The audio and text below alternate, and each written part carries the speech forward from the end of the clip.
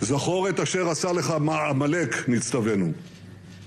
אנו זוכרים ואנו נלחמים.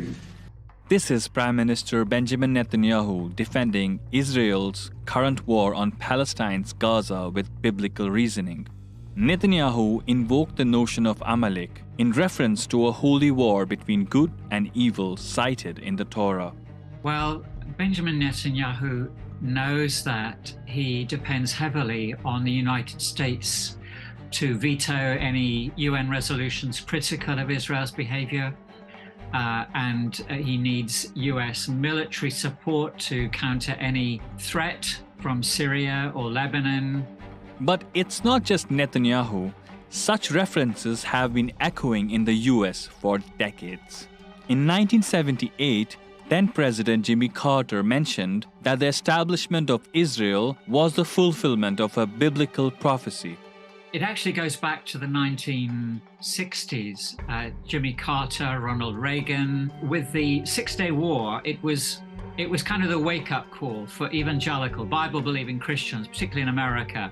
And it was exploited as the fulfillment of Bible prophecy. Amid Israel's current bombing campaign in Gaza, the rhetoric has turned more vile. American evangelical pastors who are staunch supporters of Zionism just can't stop repeating biblical prophecies. Israel, fasten your seatbelt.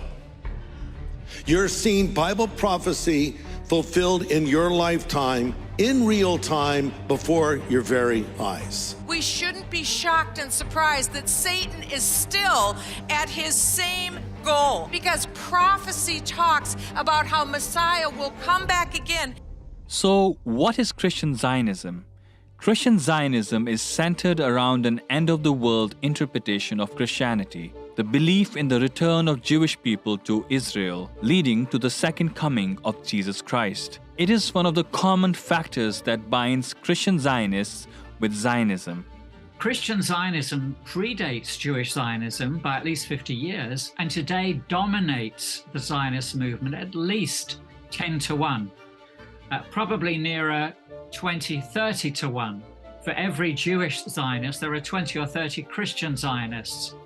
And therefore Netanyahu knows he needs the Christian, particularly the Christian right in America, Canada, Sweden, Holland, much of Europe, in order to maintain his position and to continue the expansion of the Zionist agenda in Palestine. And over the decades, this influential movement has dictated US foreign policy when it comes to the Israel-Palestine conflict. Remember when former US President Donald Trump made a candid confession during a rally in 2020? And we moved the capital of Israel to Jerusalem. That's for the evangelicals. You know, it's amazing with that. The evangelicals are more excited about that than Jewish people. It's really, right? It's incredible. Currently, more than 100 members of the US Congress can be identified as evangelical. Joe Biden, the current US president, has openly identified as a Zionist. You need not be a Jew to be a Zionist. There are hundreds of organizations in the United States founded by Christian Zionists that call for public support for the state of Israel, the biggest among them being Christians United for Israel, with 10 million members led by the evangelist John Hagee. God is getting ready to defend Israel in such a supernatural way. It's going to take the breath out of the lungs of the dictators on planet Earth. Evangelical support for Israel does not just stop at political lobbying, influencing foreign policy, and mobilizing public opinion, but also fundraising and organizing tours of the occupied West Bank, including funding settlements in the occupied territories, which are illegal under international law. Evangelicals also oppose the two-state solution, believing that dividing the land will incur God's disfavor. It's Israel's strategy in the occupied territories and in Gaza. It is to depopulate them and steal more and more land. And if you believe that there's going to be a war of Armageddon, that we are on God's side, Israel's on God's side, and anyone who opposes us is on the enemy's side.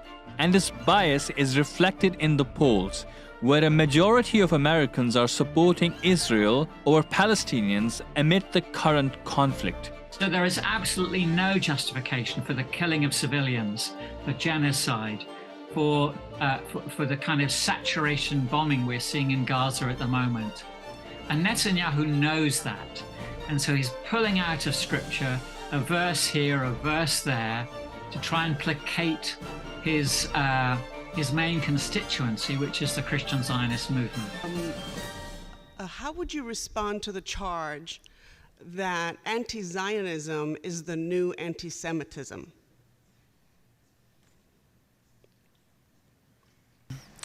Actually, the locus classicus, the best formulation of this, was by an ambassador to the United Nations, Abba Eban, Israel's ambassador to the United Nations, in an article that he wrote about 45 years ago, which I urge you to read, which appeared in an American Jewish journal, Congress Weekly, a major journal of the more liberal wing of the American Jewish community.